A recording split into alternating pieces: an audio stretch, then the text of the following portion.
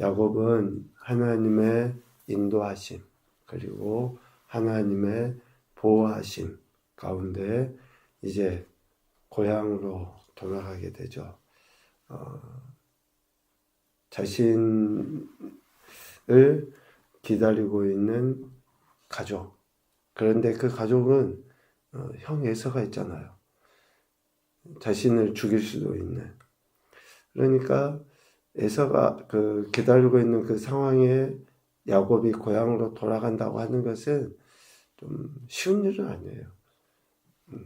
우리가 어제 읽었던 것처럼 에서가 400명을 거느리고 야곱을 기다리고 있다라고 하는 보고도 들었잖아요. 그러니까 야곱의 마음은 정말 여러 가지 생각이 들 수밖에 없죠. 그렇게 고향으로 향하는 그 걸음에 야곱의 두 가지 모습을 우리가 보았잖아요. 하나는 인간적으로 지혜를 발휘하는 그 모습이고, 또 하나는 하나님께 간구하는 그 믿음의 모습이었다. 여전히 자신을 향해서 복수심에 차 있을 수 있는 그 형을 만나기 위해서는 매우 신중하면서도 조심스럽게 이렇게 행동해야겠다라는 것을 보게 됩니다. 그래서 야곱이 선택한 방법이 뭐였습니까? 먼저는 자신의 예물을 앞서 보내는 거예요. 자신이 소유한 것 중에 형 에서를 위해서 예물을 택했고 그것들을 먼저 보내는데 13절부터 15절까지 쭉 나와 있는 그 짐승들, 예물들의 그 양이, 그러니까 그 크기가, 규모가 짐승이 550마리라고 하거든요. 그러니까 지금으로 따지면 뭐 수억, 수십억에 이를 수 있는 그 어마어마한 금액의 예물을 형 에서를 위해서 먼저 보낸 거죠. 그만큼 야곱은 형에 대한 두려움이 아직 남아 있는 거예요. 자신을 죽인다고 하는 그 생각에 이런 두려움 때문에 형의 분노를 좀 사그러뜨릴 수 있도록 이런 선물을 먼저 보낸 거죠. 또 이렇게 예물을 먼저 보내면서 했던 방법이 뭡니까? 셋대로 나눈 거죠. 여종과 자식들, 그리고 레와와 자식들, 그리고 나중에 라헬과 자기가 사랑하는 요셉을 마지막에 이렇게 배치를 시킴으로 인해서 혹시 에서가 공격해도 처음에 보냈던 예물이 어찌 되든지 또 둘째가 어찌 되든지 마지막에는 라헬과 요셉은 좀 살려야 되겠다라고 하는 생각을 가지고 야곱은 예물을 먼저 보낸 거죠. 그러니까 야곱이 조용한 성격이어서 장막에 머물렀다라고 했던 그 성격 그대로 라반을 피해서 올 때도 또 형 에서를 만나기 전에도 이러한 성격이 그대로 발휘되는 것을 보게 됩니다. 그뿐만 아니라 이제 오늘 본문에 보면 야곱이 밤새도록 기도하는, 씨름하는 그 모습이 잘 나타나져 있습니다. 지난 20년 동안 모은 재산, 또 그리고 가족, 특별히 자신의 생명마저도 장담이 안 되잖아요. 에서가 어떻게 할지를 몰라요. 이런 위태로운 상황에 야곱이 먼저 가족들을 다 예물을 떠나 보내고 나서 그 밤에 이제 기도한 거죠. 야복강 나루에서 이렇게 천사와 씨름하는 하나님의 사자, 또 아니면 근본적으로 하나님이라고 표현하는데 그 몸부림치며 경고하는 모습이 잘 묘사되어 있습니다. 어떤 사람과 씨름했다라고 하는데 그 어떤 사람을 천사로 이야기하지만 30절 말씀에 근거해서 보면 실질적으로 하나님이었다라고 볼 수 있죠. 분이엘, 즉 내가 하나님과 대면하여 보았다. 그러니까 하나님과 씨름한 거죠. 그 씨름했다라고 하는 말의 의미는 땅에 먼지가 일어날 정도로 격렬하게 싸웠다, 그런 의미거든요. 그러니까 그냥 뭐 대충 또 설렁설렁 할 수 있는 게 아니라는 거죠. 그 주변 지경이 그냥 먼지로 가득할 정도로 몸부림을 치면서 기도했다, 그런 의미로 이해할 수 있어요. 그러니까 야곱은 가장 위태롭고 급박한 상황에 전심을 다해서 하나님 앞에 기도했다. 우리가 하나님께 기도한다라고 하는 그러한 말들을 좀 쉽게 할 수 없는, 어쩌면 간절히 기도하는 그 모형의 가장 대표적인 모습을 야곱으로 오늘 이렇게 보여주거든요. 이런 급박한 상황에서 전심으로 하나님 앞에 기도했다.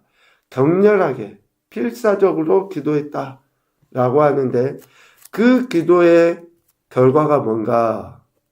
육신적으로는 25절 말씀에 보면 허벅지 관절이 어긋나게 되는 그러한 결과가 나타나요. 이 말의 의미는 뭡니까? 더 이상 야곱 자신이 인간적인 힘, 의지할 수 없는 존재가 되었다. 그러니까 야곱이 지금까지는 자신의 재주, 자신의 노력, 열심, 또 부지런함, 이런 것들을 통해서 살아왔잖아요. 그것도 속이기도 하고 속기도 하면서 지금까지 살아온 거예요. 그런데 이제 후로는 자신의 힘을 의지하던 삶이 아니라, 또 어쩌면 자신을 죽이려고 하는 에서가 뭐 어쩌면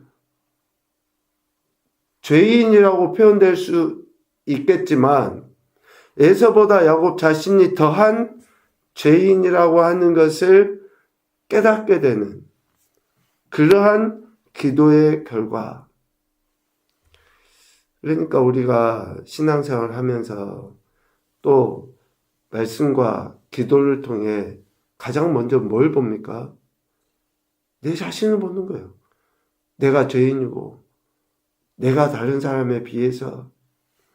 하나님의 은혜의 첫 번째는 자기 자신의 연약함과 부족함을 보는 겁니다.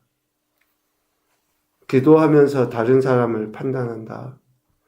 기도하면서 불평을 이야기한다. 있을 수 있을까요? 어제 저녁에도 우리가 이야기했지만 기도하면 얼굴이 환해져요. 하나님의 은혜와 사랑이 있으면 환해지게 돼 있어요. 야곱은 하나님 앞에 어쩌면 목숨을 내걸고 기도한 거잖아요. 그 기도의 첫 번째가 자신의 연약함을, 자신이 죄인이라고 하는 것을, 그래서 이제는 그 죄를 청산해서 하나님만을 의지하는 존재로 살아갈 수밖에 없다는 것을 깨닫게 된 거죠. 두 번째는 간절히 기도함의 결과가 새로운 이름, 즉 이스라엘이라는 이름을 부여받는 것으로 드러나요. 우리는 기도하면, 오늘 야곱이 기도했다, 씨름했다라고 할 때 야곱의 첫 번째가 뭐였겠습니까? 형 에서로부터 살려주십시오. 이런 재물이 안전하게 지켜지게 해주십시오. 사랑하는 아내와 자녀들이 건강하게 해주십시오. 야곱이 기도했던 거 실질적으로는 이 기도 내용 아니었겠습니까? 그런데 하나님의 응답은 뭘로 나타납니까? 첫째는 야곱의 연약함을 보게 하신 거였고, 두 번째는 새로운 이름, 새로운 정체성, 실질적으로 하나님 관계가 새롭게 되는 것을 하나님은 말씀하셔요. 오늘 읽은 본문 내용 중에서, 그래, 내가 짐승을, 내가 네 가족을 살려주겠다, 네 생명을 보호해주겠다, 그런 말씀이 있습니까? 우리의 기도와 간구 속에 우리가 무엇을 기도하고 있는지도 점검해야 되지만, 실질적으로 하나님이 우리에게 응답하신 것도 무엇인지를 우리가 미리 알아야 되지 않겠습니까? 새로운 이름 이스라엘이라고 하는, 우리가 기도하면 기도할수록 우리는 뭘 깨달아야 됩니까? 그래, 너는 그리스도이냐? 라고 하는 것을 다시 재확인해야 되지 않습니까? 우리가 예수님을 믿는 그리스도인이라고 하는 그 정체성을 다시 한번 기도하면 할수록 깨달아 알아야죠.